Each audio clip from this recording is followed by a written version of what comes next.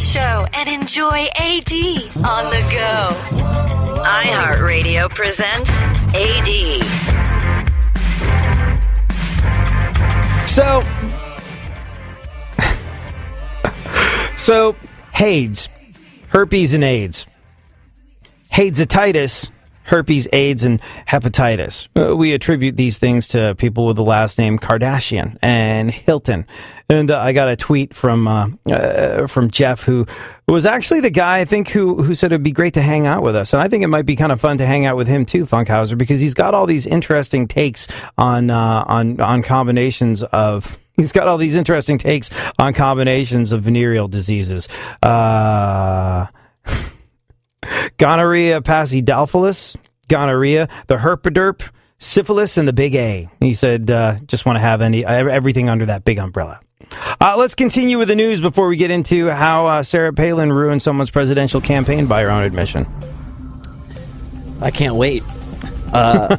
With Adrian Peterson out of the lineup, the New England Patriots easily defeated the Vikings of Minnesota.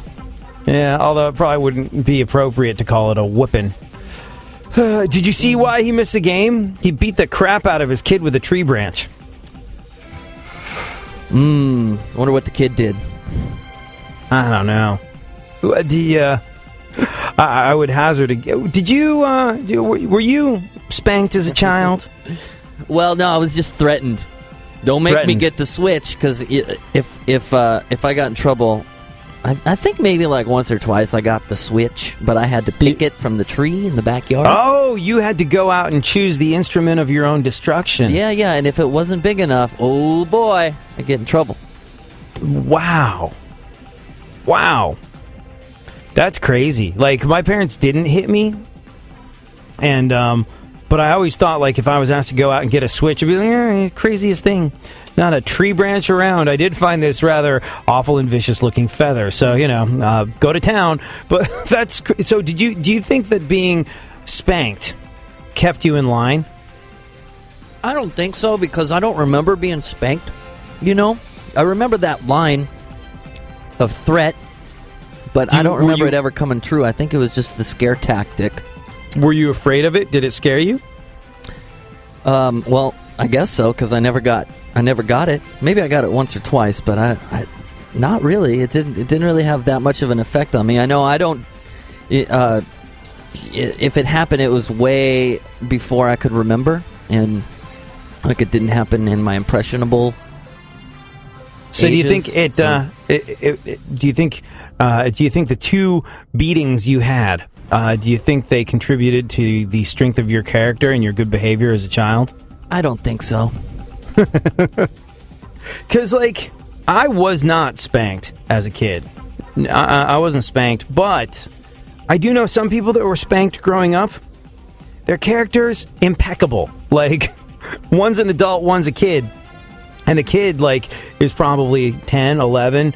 Nicest little dude I've ever met in my life. Super awesome. And his mom once told me, like, once I did beat his ass really bad. Like, he was just being awful. And, in a department store, I took him into the bathroom and he got an ass whooping. And he has never needed one since. All I have to do is be like, hey, and we're in good shape. And he is the sweetest little kid you've ever met in your life. Like, if I have a kid in terms of manners and being polite and all this sort of stuff, this is what I would want. And he had one beating in his life and it seemed to work out. And then I know an adult that, was spanked and is just like the nicest person on the face of the planet and always considerate of other people's feelings. But what's interesting is it seems as though I was not spanked as a kid, and I don't know if I was bad necessarily. I don't think I wasn't a bad kid. I was very rebellious when I hit like 14 or so. From there on in, I was just like, F the world, I'm doing my own thing, and there's nothing anybody can do about it. And I would rebel and I would do bad things, but I would never do anything that would hurt anybody else. But, like, I remember sort of not being spanked. I think it is much more the mental terror that you inflict your kids to when you say, go cut me a switch. Like, that would probably strike fear into your heart and bowels as a kid, right, Funkhouser? Yeah, I think that's where it began. Yes. Like maybe you get one big, throwdown, and then it's the fear of another one. Mm-hmm. Like, I haven't been stung by a bee since I was about 3 years old. And it was, like, terrible, awful, because, I was 3. But in my mind, like, I'm still kind of scared of bees because, like, last time I got a bee sting, it was, like, one of the worst things that had ever happened to me. So I still feel as though if I get stung by a bee, it'll be something that makes me cry, So it's like, I wonder if that mental thing is in there. But as a kid that wasn't beat, I was kind of an instigator. Like, because I didn't have that mental fear attached to it. Like, I remember as a kid, sort of like 4 or 5 years old, wanting to do something or play video games or something, and like we'd been told, no, you can't play video games right now. And I was like, let's just play video games. And your parents are, not paying attention. And he was like, well, when they come back, I don't want to get a spanking. And I was just like, what? And I kind of worked out the cost-benefit analysis of the whole thing as a child. And I remember pinching my friend. I was like, that's how much it's going to hurt. Your parents aren't bad people. They're not going to beat you. That's the amount of pain. Did that hurt? And he was like, no. And I was like, so let's play some video games. And it was the fear, I think, that kept him from doing anything wrong, as opposed to the actual amount of pain he had to go through. Like, the pain that you have to go through when you catch an ass whooping, unless your parents are evil monsters, is probably, or unless your parents are Adrian Peterson, the pain that you have to go to when you catch an ass whooping is probably much smaller than the pleasure that you're going to get by doing whatever the hell it is you want to do that's going to get you the ass whooping in the first place. Does that make sense? I can pick it up. Yeah, there we go. I can follow that what logic. Else? Yeah, what else? Ray Rice says he's quit drinking. Yeah, well, I imagine he was able to beat the bottle by pretending it was a woman. Not funny. It's a little funny. Go on. Okay. A Florida man claims George Zimmerman threatened to shoot him when he cut him off in traffic. Though, in his defense, he's George Zimmerman, and shooting people, pretty much his thing. Continue. Online orders for the iPhone 6 has caused Apple's website to crash. Yeah, I saw that. Very popular device, the iPhone 6. Yeah, nothing inspires consumer confidence like a technology company that can't keep its website running smoothly. Please continue. A 6th grade girl told Mr. President Obama that she was disappointed that he was visiting her classroom because she thought she was gonna see Beyonce. Yeah, Obama wasn't offended. At this stage in the game, he's really, really used to disappointing people, including America in general, according to Sarah Palin, which is why she would like to apologize for tanking John McCain's presidential campaign.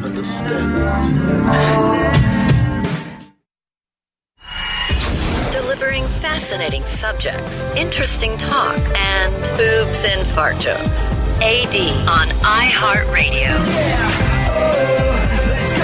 Talking that mess, better act like you know. Oh, let's go tonight. Walk away, punk, yeah, bitch. That's right, I know this. Have you seen the new Burger King burger? Have you seen this? It's an interesting one. Right now it's only in Japan, but there's talk of it coming over here.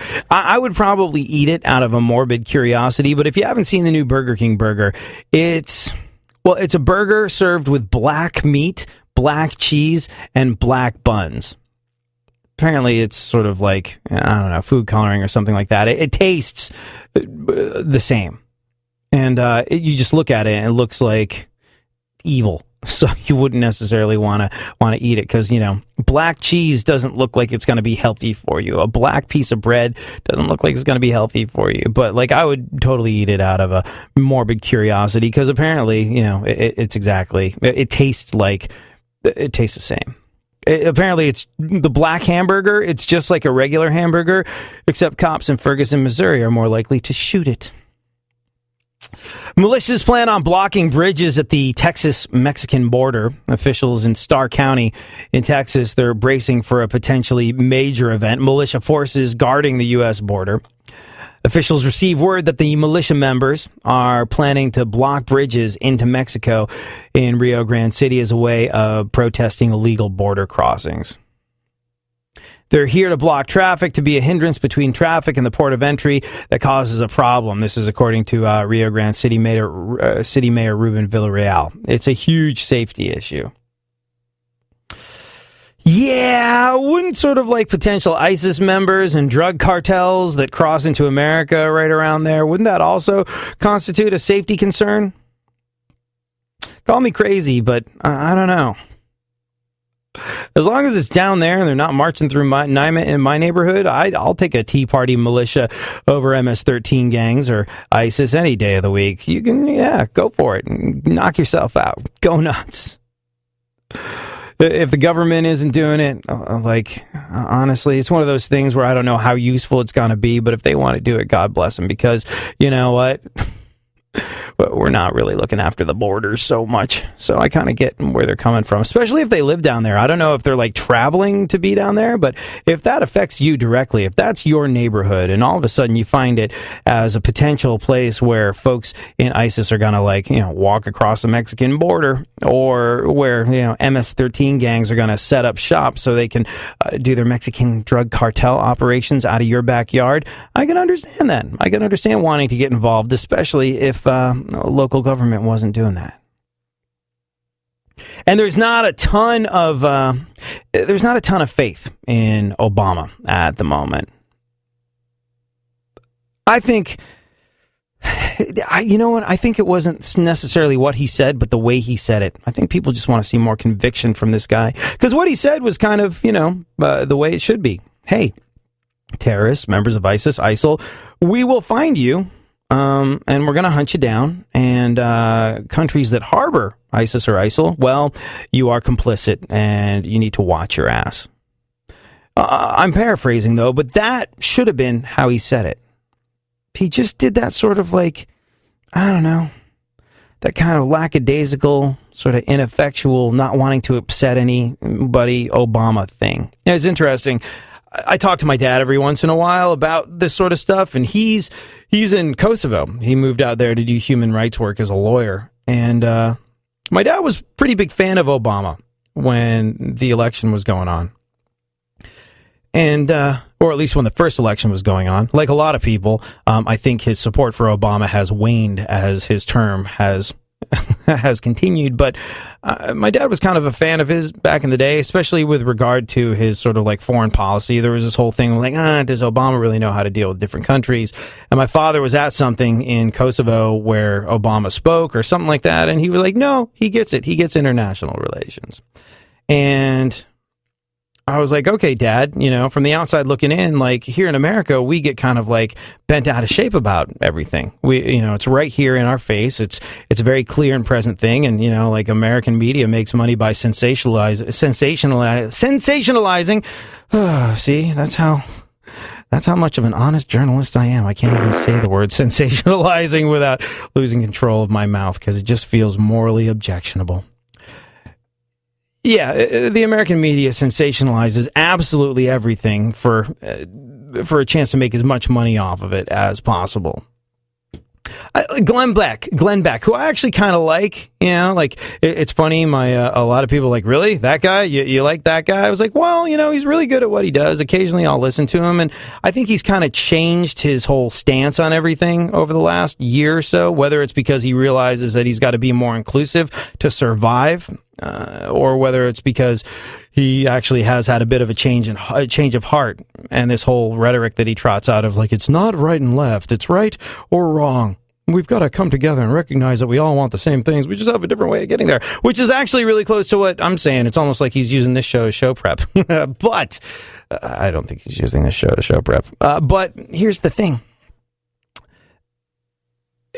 Folks like him, he'll sort of, it's frustrating. I hope I never get to this stage. I hope I'm never making so much money off of something where I compromise what I'm doing, but it's just he'll tell it like it's the end of all times, the end of days.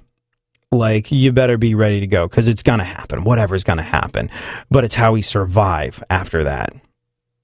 And right now, you can get the Survivalist Pack for only $700 on my website. It's you wonder, it's the fear-mongering that you can make money off of. And that's what, I pick him out as an example, just because A lot of people say he's lost the plot. He's my right-wing talk radio friends are like, he's lost the plot. He's embracing the left. He's a sellout. He's a rhino, Republican in name only. Bleh.